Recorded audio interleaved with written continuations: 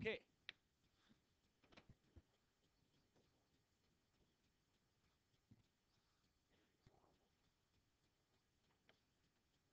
So this is the area problem I gave you on Friday. And just like we started with the tangent problem, we started with a tangent problem for the first part of calculus. Now we start with an area problem. It really says this. What is the area bounded? What is the area bounded by a curve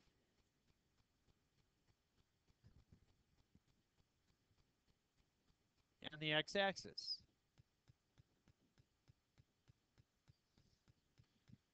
So, really this is the idea.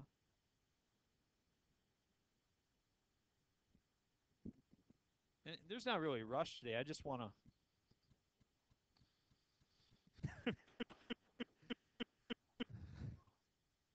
we don't really need to rush through this today. We just want to take some time and be able to glance at it. But let's say that we have a function, namely we'll call it f of x, and let's say that it's bounded from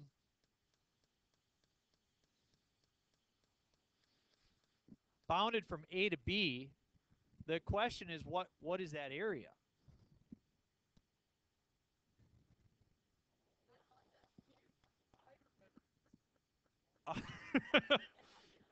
Well, why don't you come up and teach us?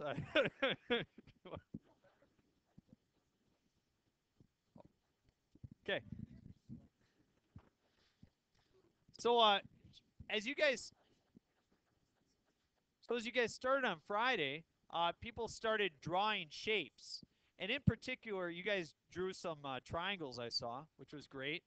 I saw you draw a lot of squares, a lot of rectangles. I didn't see anybody draw trapezoids, which is my favorite if I get to choose one. I like to draw trapezoids. Um, but that's all right. Well, the, as we'll see, the trapezoidal area is the best approximation. It is. And so let's let's just do a really bad estimate here, okay? So here's what we do. We don't know how to find this area, and so what we do is we draw rectangles, and so we approximate it.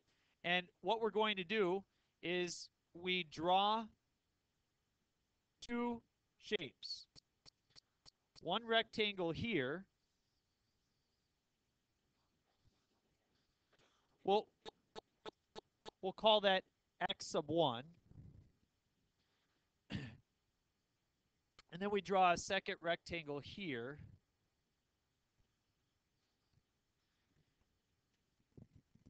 And I know I know you don't really like it. We shouldn't. It's a pretty bad estimate. I guess the good thing is that I do overestimate it in the second one and I underestimate it in the first one, right? Well, yeah, you kind of take this off and put it over there and it starts to average out a little bit, right? But obviously, if we want a better estimate, we should draw more rectangles, correct? Well, before we draw method of exhaustion. Yes, very good. That is what we do. Before we actually draw the rest of the rectangles, let me ask you this. Let's say let's start with basic ideas, okay? Because this is going to lay down the fundamental grounds for where we head from here. The idea is, how do I actually compute this area of this first rectangle? Base times height. Okay, very good. So what is my height? Uh, Evan's exactly right, but the question is, what's the height? What's the height of this rectangle?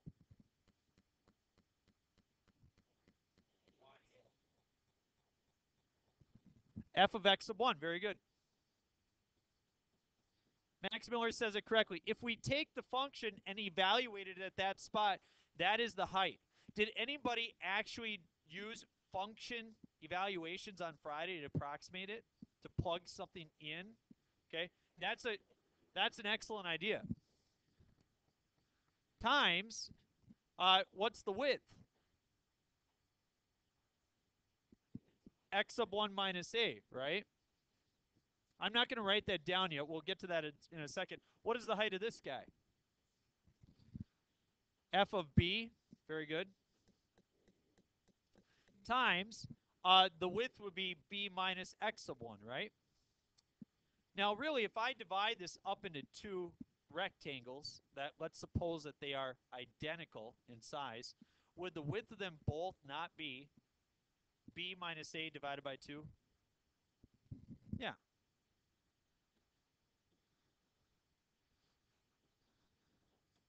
So the difference between b and a, and then we divide it into two pieces, right?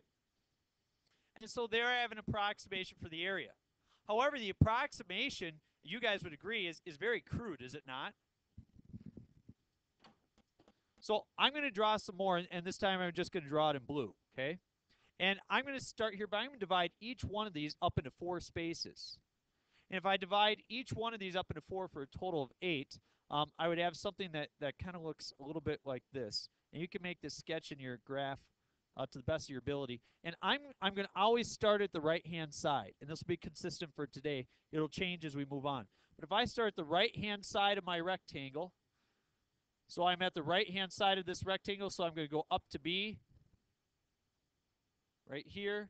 And I'll go over, so that is my first rectangle. And then I'll draw up to here, move over.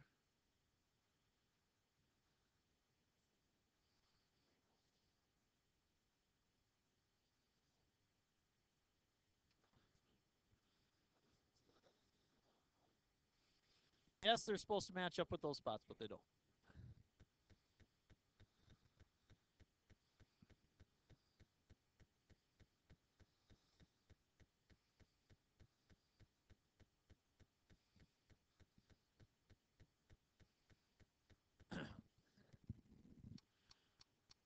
Okay.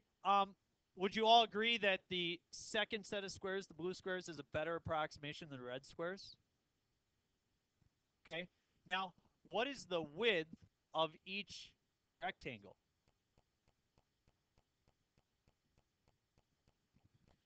B minus A divided into how many sections?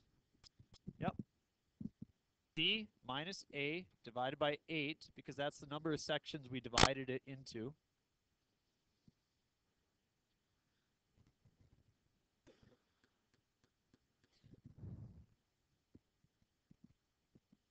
And we would multiply that by each and every function value, right?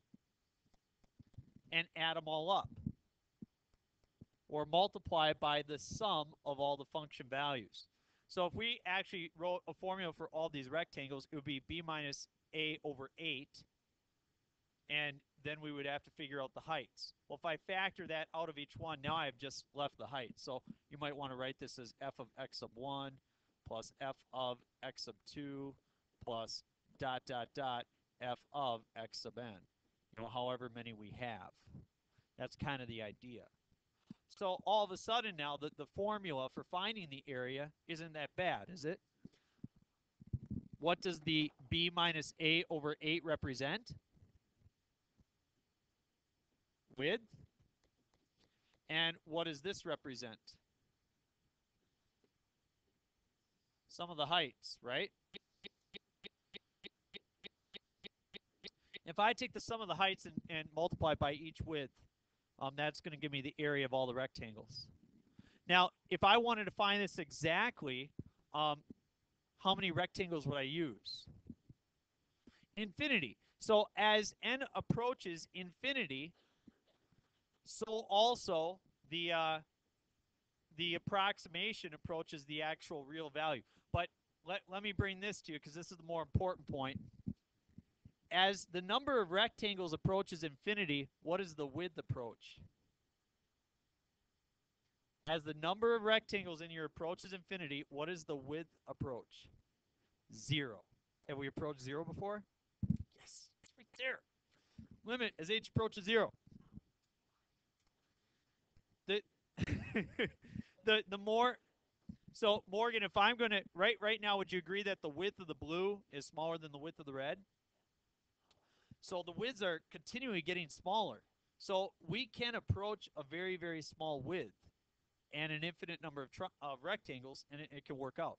Now, I know that this is elementary for you guys to be able to just calculate areas of rectangles, but this is going to be but the fact is that this is going to help us as we actually get towards the other stuff. Remember that that is how we use the formal definition to find the derivative, and that was the calculus behind it. The fact of the matter is that we didn't use that very often. Same way here. We're going to provide the theory, and then yes, there is a shortcut, but one which we won't show you for a little bit. So let's do one example, and then we'll be able to pick up tomorrow because we're going to run out of time. Find the area bounded between the curve, what? X squared?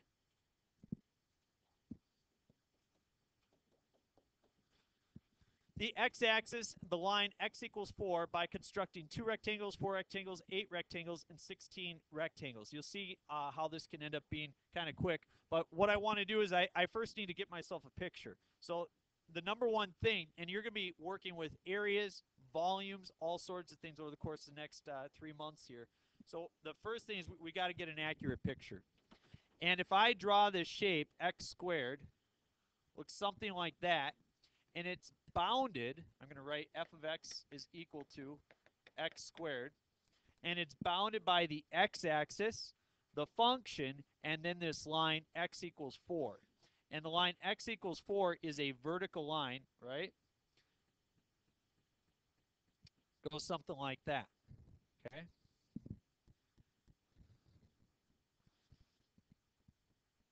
And so I want to find this area shaded inside of here. So you have to make sure that you understand your boundaries correctly. That's the first and most important part. So if I want to simply just evaluate for 2 rectangles, all I have to do is take my width times the sum of my heights. Width times sum of heights. And I'm doing that as opposed to doing width times height, width times height, width times height, width times height, right? Because that's an easier expression to work with. So what is the width of each rectangle if I divide it up into simply two pieces? 2. My width will be 2. How did you get that? The width is equal to 4 minus 0, that distance, divided by 2 rectangles.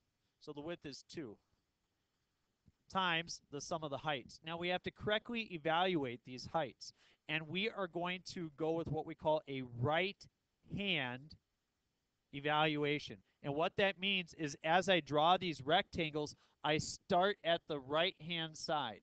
So I'm going to divide it there. Okay, we can see the 2 rectangles. My first one is going to be from here. So I go up to the function height, okay? So I went up to the function height and over. So you can see in that case is it an overestimation or underestimation? Over.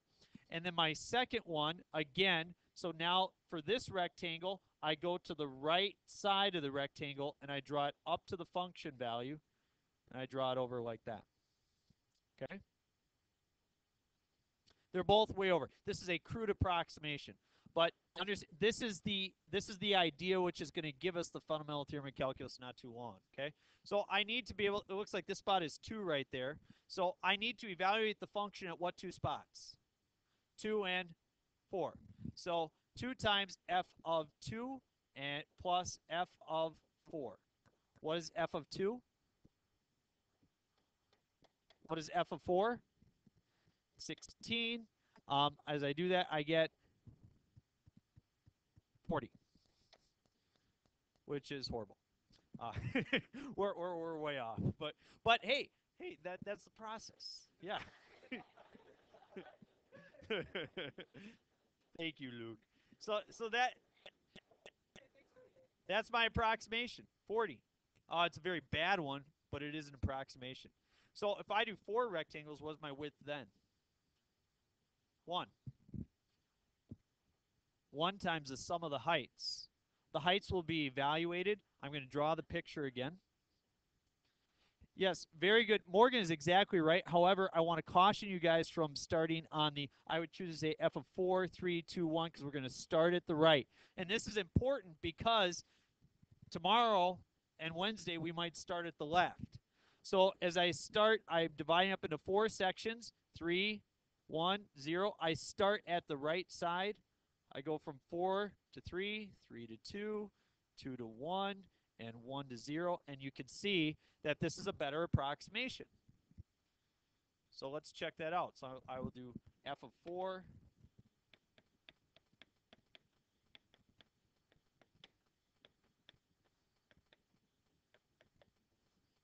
and f of 4 is 16. F of 3 is 9, 4, and 1. And we add all those up. What do you get, Morgan? 30. So, hey, wow, we cut 10 off of that pretty quickly. Right? Let's try dividing up into 8. If it's 8, what's my width? 4 minus 0 over 8.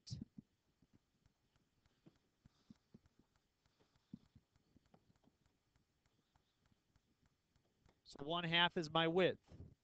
Again, the area which I'm trying to find from 4 to 0, and there's 8, so I divide in 8 pieces, so that's my width is 1/2 times, and now I got to evaluate it at what? I start at f of 4, then what? F of 3.5, f of 3, f of 2.5, dot, dot, dot, dot. What do I stop with? F of 1/2. And that's important to know that we stop with f of 1/2. Well, there's no simple way to do it. There is, but well, 4 squared, we'll just do it, plus 3.5 squared, plus 3 squared, plus 2.5 squared, plus 2 squared, plus 1.5 squared, plus 1, plus 0.5 squared. And I get 51, and what do I multiply that by? 0.5. And I get 25.5. So you can see we're cutting stuff off of that. We're getting a better approximation. And so that's good news. I will release you. Oh my gosh, they are already leaving over there. Hold on, hold on.